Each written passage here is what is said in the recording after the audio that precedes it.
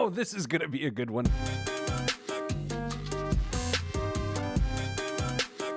You're listening to Pete the Planner.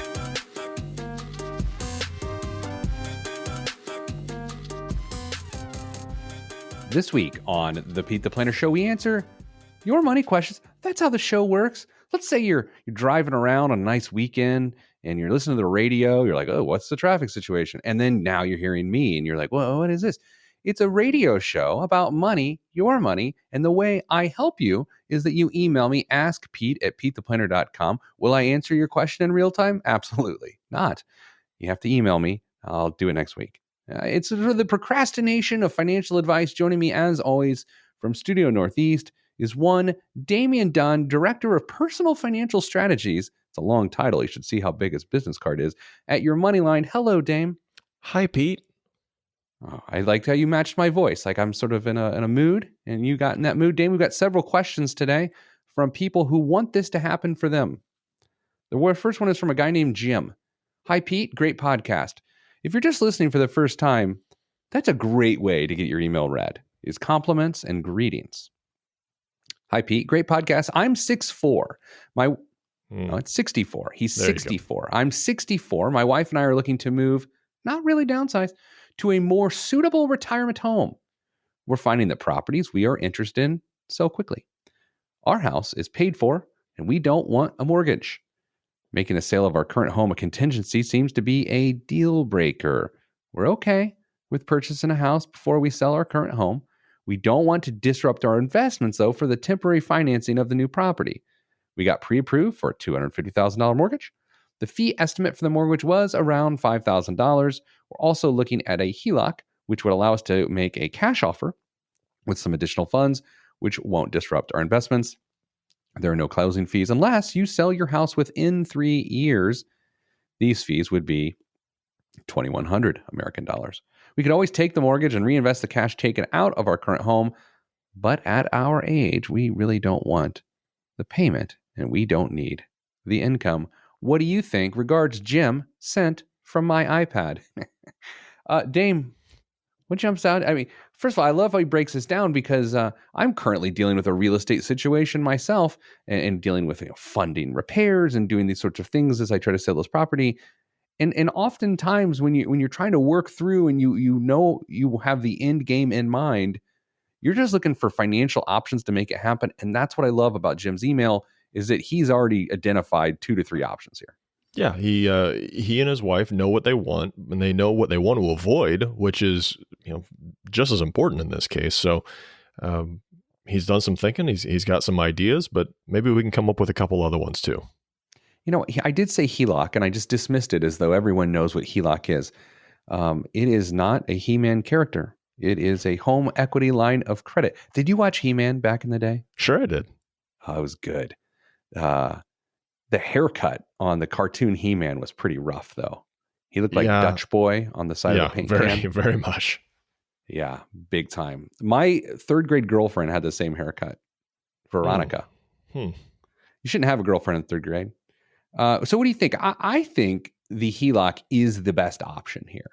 I'm anxious to see if you and I disagree on this, but I think based on the fees of getting a whole new mortgage and then using the proceeds from the old house to come in and then pay off that mortgage, the $5,000 it would cost to facilitate that process don't make it worth it to me. I'd rather him get more creative, use the HELOC. It's got fewer fees, and it's. I think that's the way to go. I think it could make sense. I am curious, since you said the houses they are interested in sell quickly, which is common in a lot of different areas right now in the country. I wonder if his house would sell quickly if he put it on the market.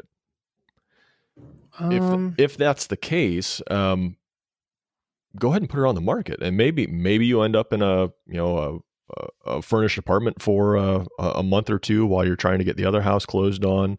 But that way you don't have to mess around with the HELOC. If he thinks his house may not sell quickly, the last thing you want to do is take some cash out, buy another house, and then potentially have 2 payments and one house that you're not living in and maybe not be able to sell for a while. So I'd be curious as to how quickly he thinks his house would be marketable and saleable. I do not know Jim. Although I do know he is either 6 feet 4 inches tall or 64 years old. Mm-hmm. I doubt 64-year-old Jim wants to do the double move. Oh, I totally doubt it too. But if you want to play conservative, there's your option. Now, if you are confident in your house and its marketability, yeah, the HELOC makes some sense. You are right that is an option. And I would say if Jim were 47 years old and didn't have small kids, I would double move in a heartbeat. At 64, you're retired. You know, he's got assets. I don't think he's double moving. I think the best move is to pay the $2,100 in fees, do the HELOC, get it going that way. Now, of course, there is danger in the sense that, you know, the longer he goes with 2 homes, the tougher this situation gets. I mean, we all know people that began their journey to sell their home this exact same way, figured out a way to finance the next home, and then held on to that home way too long because a buyer didn't come along, the market turned, something was wrong with their home, and then this $2,900 that he's attempting to save by doing the HELOC at $2,100 versus the $5,000 of the new mortgage gets eaten up in a lower sale price. Do you get concerned that he could end up with 2 homes longer than he wants? I think you just made a really strong argument for putting his house on the market as soon as possible. And then if he has to live somewhere temporarily for a couple months, then so be it. Is this one of those things where I came back around to agreeing with you? It could be, but I wouldn't blame you if it is. I got to think what that even means. I'll say this. If it were me, and I am not a 47-year-old with no young kids, I'm a 41-year-old with young kids. If this were me, oh my gosh, I was just thinking of Mrs. Planner trying to kill me if we did a double move. I had to check myself for a second. I don't know Jim's sensibility, but you are right. Technically, the best thing to do would try to do a double move. You know, look, if you've got a good realtor and the circumstances work out right, you may be able to stay somewhere temporary for 30 days. You know, this doesn't have to be a double move where you're somewhere for 3 months. You could make the timing work from a close perspective. I think I'm with you. I think Sure. I'm putting the house up now and then, you know, testing to see what sort of feedback you get and then start making offers on places. Put the house up. If things move real quick and you sell your house, you can go find something. If there's a little bit of time in between closings of the house, maybe take a vacation, load everything up into a pod. Oh my gosh. Just have it sent to the new house waiting for you when you get back from your little vacation. Come back and you're moving into your new house. Life hacks. I think that was a life hack. I think you just gave a life hack. That's our first hack. I hate life hacks, but I will say that was a good one. Take a vacation, put your stuff in a pod. Damn, that's a brilliant solution. Thank you. You should answer financial questions for a living. People have told me that before. No, you know what? I think that's a really good answer. What you do is you put your house up. If the timing gets weird, you and Mrs. Jim, I'm not talking to you anymore. Damn, I'm talking to Jim. That'd be awkward. Damian and Mrs. Jim go on a little romantic vacation. Maybe the Isthmus of Panama. I don't know. I know I can spell isthmus. Dame, we've got so many questions on the show this week. We've got feedback from people who've listened to the show. We got a guy who followed our advice and has given us an update. Needless to say, it also came with a subpoena. And lots of current events and the biggest waste of money of the week. You excited about all this? Yeah, let's get to it. Okay, we are at it. Oh. Jim, so final advice. Put the house on the market now. Try to time it up. If you can't, go on a vacation with Damian and your wife, it will all be better. I'll buy dinner. Wow. It's three's company, four's a crowd. Coming up after the break, more of the Pete the Planner Show. There's another question. I think it's about emergency funds. So that's what we're doing next. Emergency funds, you, me, Dame, ask Pete at PeteThePlanner.com. It's not as awkward as it feels. I'm Pete the Planner, and this is my show.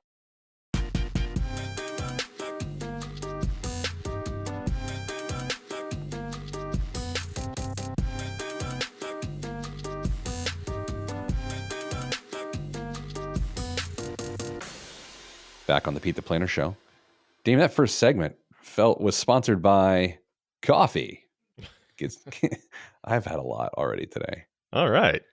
Well, we should say hello to some of our newer affiliates. Dame, we got an affiliate up in your neck of the woods, Kendallville, Indiana. Yeah. 95.5, right? The Hawk. The Hawk. Then Greensburg, the folks listening in Greensburg, Indiana, hello. Of course, the people in Indianapolis, hello. And all everywhere else. Yeah, there you go. And the podcast, welcome to your car.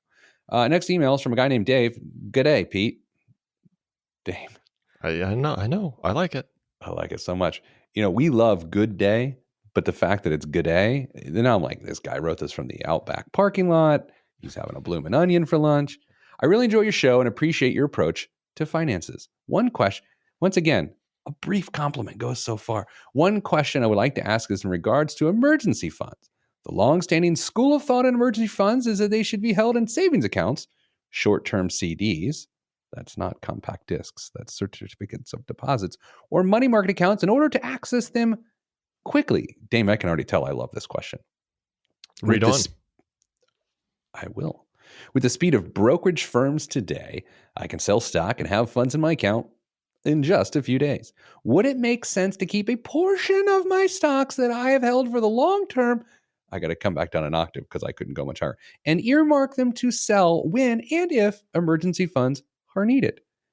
You would need to keep the tax implications in mind, but this would seem to garner the benefit of a better investment return and still have money quickly if an emergency arises. Thanks for all your sage advice over the years. Dave, was that a well-written email? Doesn't it feel like that? It does. Succinct, to the point, clear. Yeah. Nice job, Dave. Good job, Dave. All right. Dame, I've asked myself this same question in various forms over the last 20 years. I'm curious as if you have too. Yeah, actually I have. It's interesting, right? Because I'm going to just say I know Dave. I don't know Dave. Maybe I know Dave. I don't know. But here's what Dave's thinking. Dave's thinking, I have a pretty high risk tolerance. I understand the market ebbs and flows, and I'm willing to take the risk to have my emergency funds temporarily dip if they are headed in a higher and better direction over a long period of time. That would you assume that is also Dave's stance? Yeah, I think that's probably an accurate representation of our good friend Dave. And by the way, I hold that exact same thought, and I assume you do too. Yeah. Here's a problem. By the way, I'm going to tell Dave he's right here in a minute, but there is a big problem. Emergencies arise for lots of different reasons. One of the reasons that an emergency can arise is when the economy at large or your personal economy gets kicked in an uncomfortable area to be kicked. I didn't know what direction to go with that, if I should go blue. Way to go safe. You went safe. Yeah, somewhere soft, getting kicked in somewhere soft. There you go. Right? And so if things go poorly in the economy or your personal economy, you will tap your emergency fund. Now, if things are going poorly in the economy and the stock market is also participating in that poor moment, then you are withdrawing funds in a period of time in which those same funds are going backward. And Dame, that's a bad idea. Very bad idea. Like a really, really, really, really bad idea. It is forced timing of the market in a way. Ideally, when your stocks are going down, you don't want to get out of them. You want to buy more of them. Absolutely. But you were forcing yourself to get out of them. And that is bad. And so, yes, a portion of your funds can be in some form of a balanced investment, your emergency funds. But I don't think a large portion, I think it has to be beyond 3 months, right? If you have to have 3 months in something conservative, and if you want to have 3 to 6 months or beyond 6 months in a market-based instrument, I'm for it. What say you? Unfortunately, I totally agree. I think you've got to have something solid to go to 3 months, just accessible in cash that is going to be steady and not fluctuate with whatever geopolitical events may be going on or monetary declarations by the Fed. And nothing. It's just got to be there and be ready for you to access when you need it. The last thing you want to do, like you said, is have that emergency and then find out your emergency fund is 2/3 of what it was a month ago.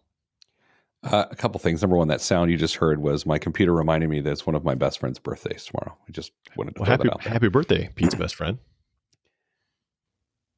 She's in Colorado, so she didn't hear that. Anyway, number two, back in the day, I used a mutual fund as this particular type of backup emergency fund.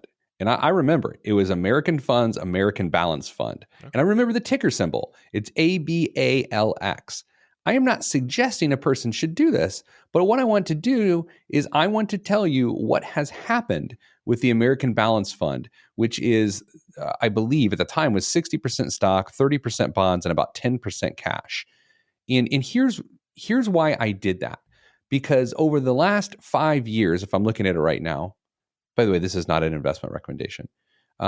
It had averaged, oh boy, this is going to be fun. I shouldn't have done it this way. Anyway, it's up 11% year to date. Mm-hmm. I really, really should have clicked on this well before the segment because now I have to dig through stuff. Anyway, it is an A share though, which means you have to pay a sales charge to get into it. As an investment advisor back in the day, I got it at net asset value, which means I did not have to pay fees on it. But it's interesting all the same to use a balanced mutual fund or a balanced investment as a part of your emergency fund. I now do that with ETFs. Dame, do you actually in practice do that as well, or is it just a theory of yours? It's just a theory. Everything that I have tabbed as an emergency fund is cash. Anything that is more of a midterm investment, a midterm bucket, if you want. The options open up at that point, whether it's a mutual fund, an ETF, some sort of debt instrument, something like that. That's when I can start messing around with that stuff. But if it's emergency funds, it's in cash. I'm going to think about this. I want to try to be as transparent as possible because I just want to, I don't know. I want people to be able to think through this. I'm thinking of my own situation. I don't think I have any more than 25,000 in cash. I just don't. Mm-hmm. But I've got a lot more than that has the cash's back that doesn't necessarily have another goal other than growth. Sure. This gets back to investment objectives. So what Dave's question really is he's got this pool of money that he's willing to achieve growth, which I would call modest growth. And at the same time, he wants the second objective to that to be liquidity, to have his back in the case of emergency fund. And so I'm game for that. It just has to be beyond that 3 months pool of money. Totally agree. I've even heard of some people using their Roth IRAs with the mindset that if something really goes wrong, I can always go in and get the contributions out. That's another segment for another. Day? I don't know if we did or not, but it seems like that could be a segment for another time. I swear someone brought that up to me the other day. It had to have been you, or from someone from your team. Could have been. Did you talk about that with your team? Now we're talking work on the air. This is good radio. They're going to love that. Ratings are going. What time are you getting to the office next week? All right. So Dave, go for it. Except just know if your job, your profession is one that could be affected by a downturn in the economy and the market at large, then this is not a great idea. If you have more stability in your job and your financial situation, it can make some sense, but you're going to need to be patient. And you have to hope that your emergency doesn't come because of the economy, that it's some other thing, like your ferret needs a new pancreas. I don't know. I could try to think of scenarios all day long, and I don't know how that would serve us. Dame, coming up after the break, we got some additional emails, people who've emailed askpete@petetheplanner.com. Some of them are positive, and others of them are different. I'm Pete the Planner. This is the show.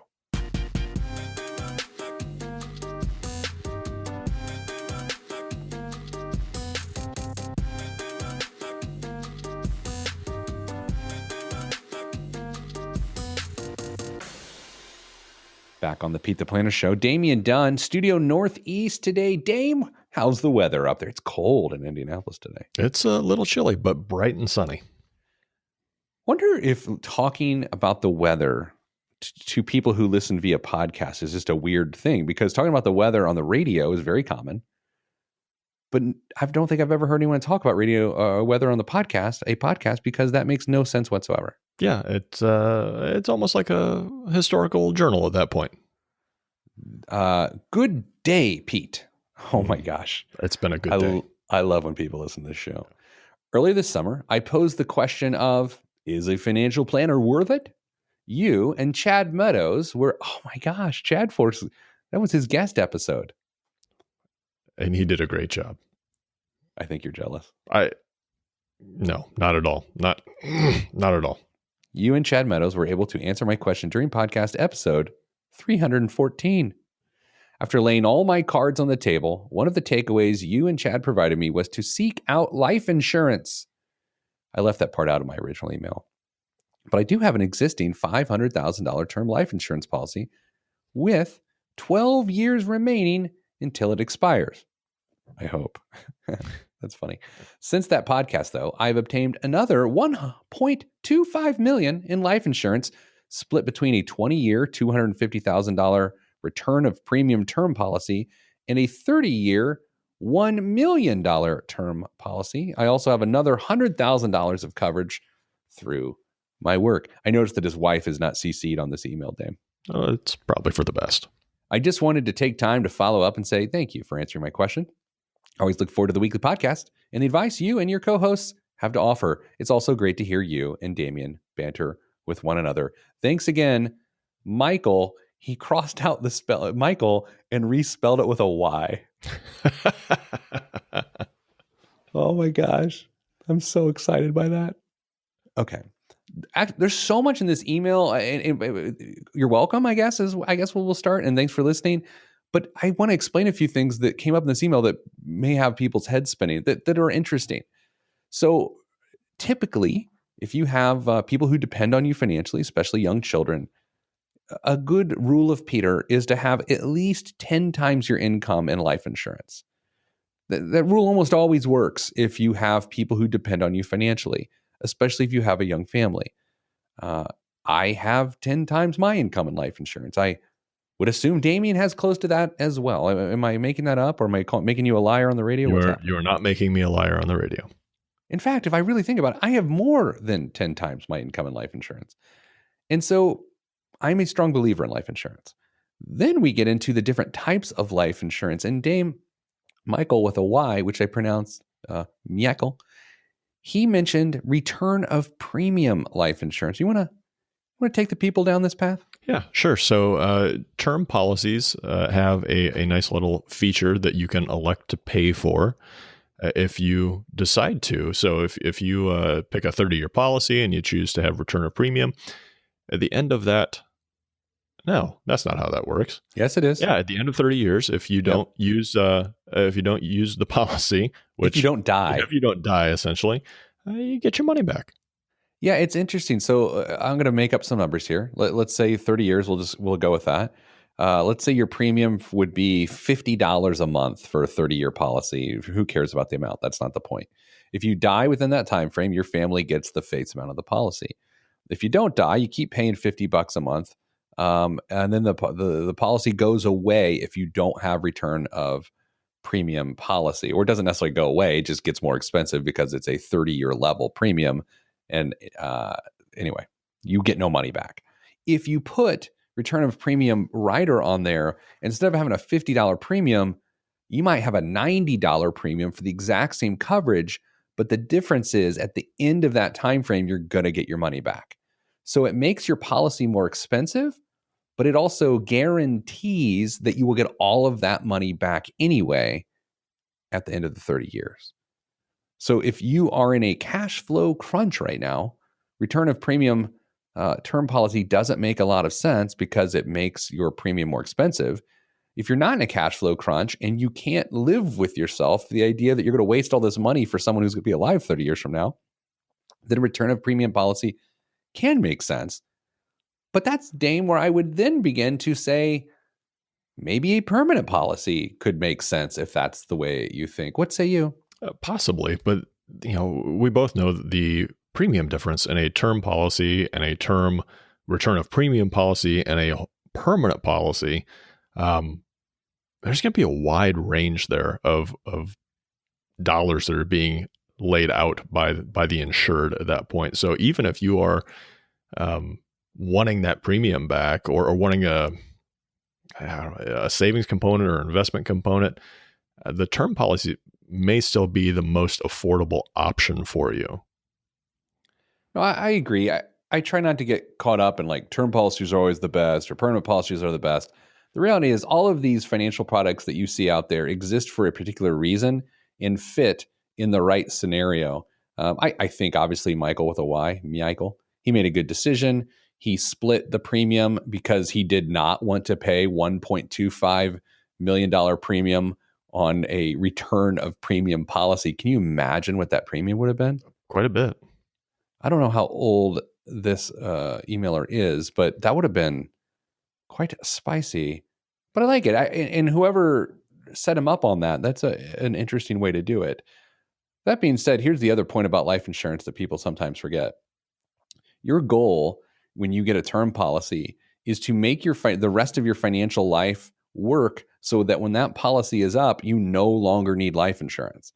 Because if you don't do that and your term policy expires, then you're buying a much more expensive policy and you might not be able to qualify for it because of your health situation.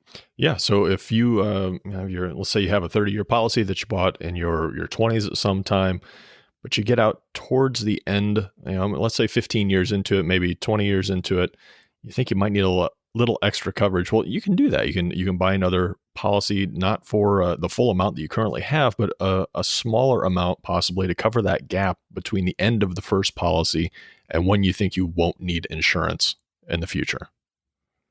Next email is from a guy named Fred. Pete, love the podcast. You dropped a bomb recently at the end of a recent podcast. You casually mentioned Michael Burry from The Big Short is predicting index funds are the next bubble. I went online and scared myself reading article after article on the topic. I calmed myself down after knowing you and Damian would tell me why everything is okay in the next podcast. And I heard nothing.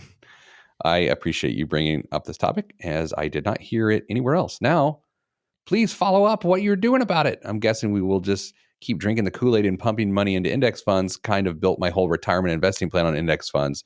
So look forward to hearing your answer. This is from Fred. All right, so just for those that didn't hear it, you know what the best part about this is? We're doing this with a minute left in this segment. Yeah, we're not going to have time to address it. Oh, Fred, I'm so sorry. We're going to do our best.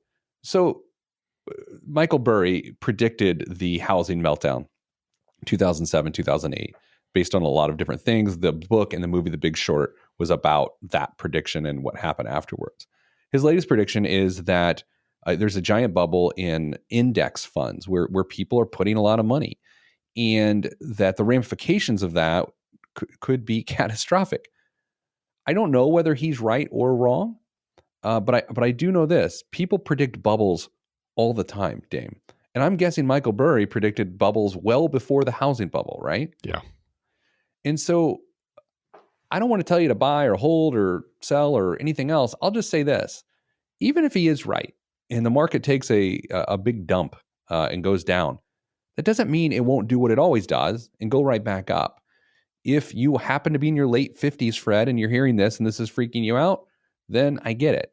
If you happen to be younger than that, time usually heals most of those wounds. Dame, do you feel any different about that? We can get a special guest on in the next couple of weeks to talk about this, but do you feel any different than that right now? No, I don't. I think you just got to be aware of your situation and make sure you're invested appropriately. I'll get an index fund guy on. I promise. I really will. Okay. It feels like I won't now. I believe. Okay. Coming up after the break, biggest waste of money of the week and current events. There's a lot of them this week, including a scooter story. So, I love it. I'm Pete the Planner. This is my show.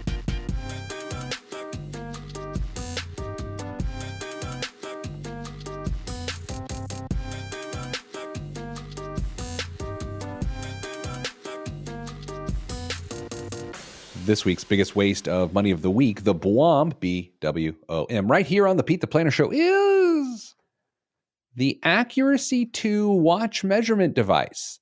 The days of wondering if your watch is operating too slow or too fast each day are over. Thanks to this ingenious device made with a sensor that detects every vibration in the movement of a mechanical watch. The Accuracy 2 can help you keep your timepieces on schedule and let you know if a trip to the repair shop is truly necessary. By connecting to your smartphone or tablet and then putting the watch crown on the device, the Accuracy 2 detects the frequency, rate, amplitude, and beat error, 4 of the major ways to test the timing of a mechanical watch. The real-time analytics are relayed to your screen, and you can save them for future reference and differentiate between multiple timepieces in your collection. Now, here's the thing. There's a much larger description, but I think you get the gist of what's going on here, Dave. And for $285, you can hook your watch to an iPhone, which also happens to have accurate time on it. Well, way more. And figure out if you have the accurate time. Yeah, way more accurate time. I used to be a watch guy, and you know how much I cringe in saying that because it's a weird thing to say. I had a lot of expensive watches, and it was a stage, and I'm through that stage, and I don't begrudge anyone who's currently in that stage. I kind of do. My iPhone is the most accurate timepiece next to Dick Clark himself. I used to set my watch every midnight on New Year's Eve to Dick Clark when I was trying to give my wife a kiss, and she would always, oddly enough, be on the other side of the room. But that would give me 2 free hands to set my hands on my watch and set my watch to Dick Clark time. And every year, the next year, I would look at my watch and it would be terribly off. But I'd look at my iPhone and it struck Dick Clark time on the nose. What do you think, Tim? Oh my gosh. Okay. So mechanical, you're a watch guy. The mechanical watches are pretty sweet. They are, but like, it's my uncle. I think I've told you this. My uncle, who had 10 kids, never played golf. And so like a lot of us in the family used to play golf more. And we were like, hey, come play with us, Jim. And he'd say, I got 10 kids. If I lose a ball, that's a gallon of milk. Right. And it's like, okay, yeah, I've got different things going on. Bird Scooter raises new funding at a $2.5 billion valuation thanks to longer lasting scooters. So if you've been in the dark, there is this craze all across the country where this company called Bird and other companies called Lime and I don't know, a bunch of them, they go and dump a bunch of scooters on sidewalks. And then people pay to go dump them somewhere else on a different sidewalk. And people get excited and they get head injuries and the city gets littered and cluttered. And I hate it very much. And it is a forgiveness-based business where they go in and just disrupt a city and then, oh, I'm sorry. This company is now worth $2.5 billion. Crazy, right? That's crazy. And I don't think any one of these companies is ever going to make money because, unless this new scooter will actually turn a profit, the scooters die before they break even. Is that true? Yeah, the scooter. I just saw a report on, I don't remember if it was Bird or Lime or whichever one it was, but their scooters are obsolete before they turn a profit. You see, there was I think it was probably a Florida man that was cutting the brake lines of scooters. Did you see this? I saw a video. I wasn't sure what was going on. Yeah, dude, just like, you know what? I'm done with this. I'm going to clip him, and that's how he did it. Was his last name Dunn? No. Okay. Can you imagine if one of our relatives, which we aren't related, so I don't know who that person would be, was out there clipping scooters? No, be a proud moment at a reunion. that we don't have together. The United States of America hits Scotch whiskey, Italian cheese, French wine with 25% tariffs. The Donald J. Trump administration slapped 25% tariffs on French wine, Italian cheese, single malt Scotch whiskey, but spared Italian wine, pasta, and olive oil in retaliation for European Union subsidies on large aircrafts. Okay, Dame, we talk about tariffs every once in a while on this show. But I feel like this is personal now. Yeah, it's going to be a sad weekend or string of weekends at this point. I'm currently not drinking a lot of these things, but I will say when I get back into drinking those things, I will be very upset. I do like some Italian cheese too. Come on, a little Taleggio? Come on, Trump administration. Quit adding tariffs to the things we love. You know, wedding loans are a thing, Dame. I feel like we've talked about it on the show, but you know about this? Yeah. I can't imagine starting a relationship in which you've collectively taken on tens of thousands of dollars of debt to kick the thing off. It just seems like a horrible idea. Yeah, I just had a conversation yesterday, actually, I think, with someone who did a 401k loan for a wedding. At our business? I mean, not one of our employees. Not one of our employees, but yeah, one of our participants, yeah. Really? Really? Really, really. Can you get me on a 3-way call on that? And so I can really weigh in on that as well? Actually, I do have a call with her on Monday. Do you want to be on it? Kinda. Okay. We'll talk about it off the air. We can gang up on her. Don't do it. It's too late. I'm going to make a horrible statement. And I don't know why I chose to disclaim this horrible statement when I usually make a bunch of others and I don't have any sort of, comments before I say them. I don't think I would want to marry the type of person that really values a giant, ridiculous wedding. But and then I didn't because my wife doesn't care about those sorts of things. Is that a horrible comment? Because there are some people that are currently about to marry people who want a horribly obnoxious wedding. Yeah, it was never something that clearly I was interested in, but I think that's probably pretty common in the male species. So it's old-timey gripe time, brought to you by alienating your millennial listeners. I'm your host, Pete the Planner. Also, wedding hashtags drive me crazy, right? Yeah, sure. Drive me crazy. Reveal parties for babies drive me crazy. Like, we missed all this stuff, man. You and I got married to different people early. Yeah. Do they drive you crazy, or are you just jealous that you missed out on it? That's a fair question, and I don't know if have the capacity to answer it. But I'll tell you this. From a wedding hashtag perspective, I'm a pretty creative guy. Ours would have been amazing. It would have just said, get her done. It would have been get her done. The last name's done. Like, I mean, you can't beat that from a wedding hashtag perspective, unless she were to keep her name and then it said get her done hyphen to keep her own name. If you don't search that on Instagram after the show's over, I don't know who you are. What would have been your gender reveal? Like, if you were really into making a big deal out of finding out the gender of your child, what would it have been? You know what? I haven't seen one that I was like, that's really cool. So I haven't seen any of them that you like. No, I was just like, okay, that's unique, but that's not something I probably would have done. Trying to think what I would do. It have to be fishing related.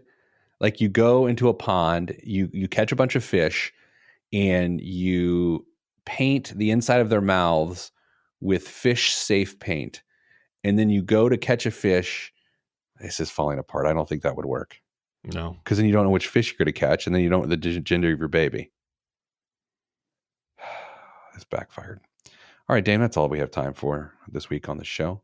In the coming weeks, I'm going to have someone on that is an ETF/index fund expert and to tell us why you should not panic if things go hairy in index funds. That's for our friend Fred. Thank you for all the emails this week. We got a lot of them, and we did not read all of them because, well, it's not that long of a show. If you want to email us, do so. We might read it. Ask Pete at PeteThePlanner.com. That's Ask Pete at PeteThePlanner.com. Damian, thanks for your service. You're welcome. And thanks for all the listeners out there, especially you, Mom. Send you good vibes because good vibes are all that's in the budget. I'm Pete the Planner. This is the show.